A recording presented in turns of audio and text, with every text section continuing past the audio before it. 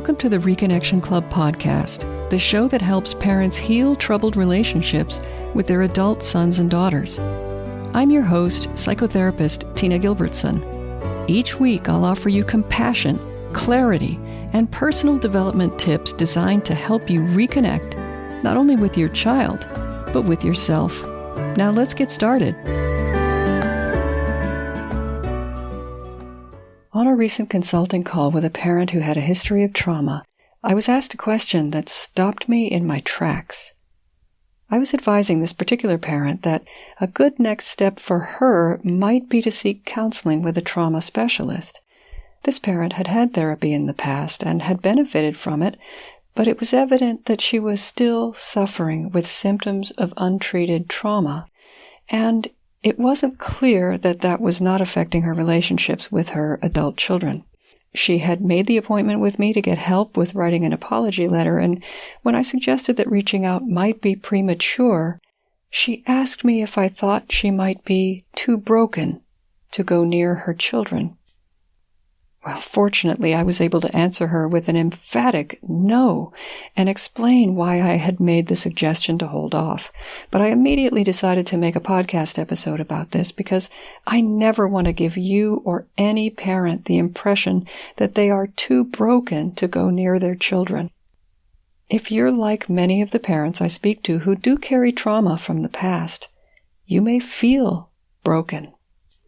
And I respect your experience and that label, if that is how you feel.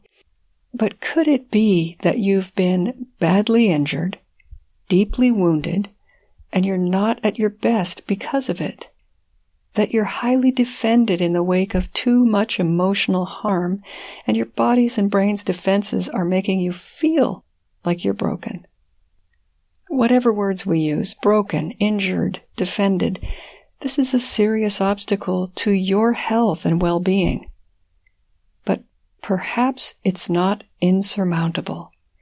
Healing is a process that you can choose to engage in actively, but regardless of whether you do or where you are in your healing, you are worthy of love, worthy of kindness, and worthy of relationships. So if you have a history of trauma, then being quote-unquote too broken is not a reason not to reach out to your adult children. However, there are other reasons to focus on your own healing instead of reaching out at the beginning of your reconnection project. An important reason is that your child is not the solution to the deep and chronic pain you may have been feeling, because that sort of pain doesn't begin with estrangement. It's far more likely that your child's departure uncovered old injuries and lingering sore spots in the same way that the tide going out reveals whatever lies buried in the sand underneath. So your child didn't create the pain, and so is not a source of healing.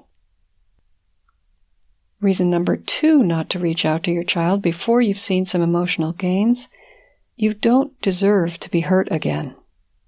You're already experiencing rejection or sadness or feelings of abandonment, loss or anger or resentment in your relationship with your child. Until something changes, you're in for potentially more of the same. Reaching out to your child is unlikely to shift anything on his end, and it certainly won't change anything on yours unless he responds exactly the way you need him to. And even then, the potential for a future estrangement is still there until the problems that provoked this one are addressed. A third reason to focus on yourself first is that a traumatized heart is not an open heart.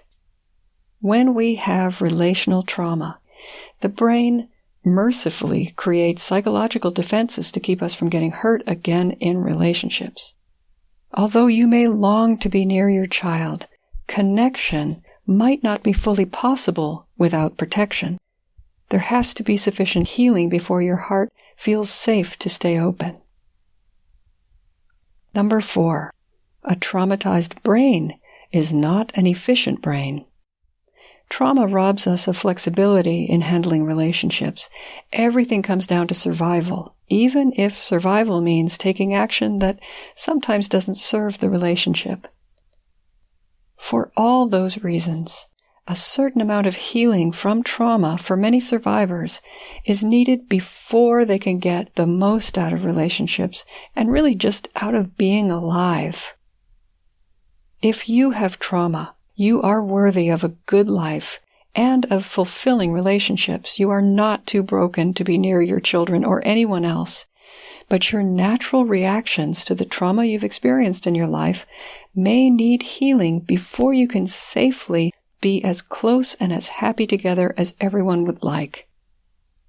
You already have inside you nature's blueprint for healing. You were born with that. But what you might not have had enough of up till now is time, energy, or the right support. I'll put a few links in the show notes for you to look at when you have time. You can find those at reconnectionclub.com/111.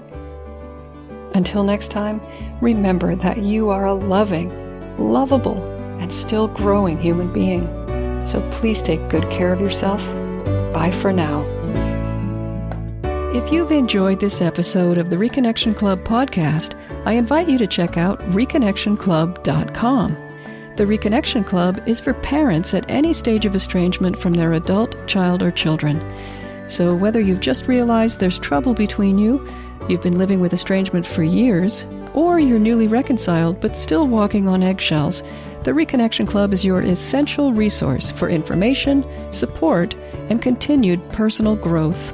With our courses and workshops, expert interviews, monthly Q&A calls, and a friendly, active community, the Reconnection Club is a wonderful place to be for anyone suffering the pain of estrangement from an adult, child, or children.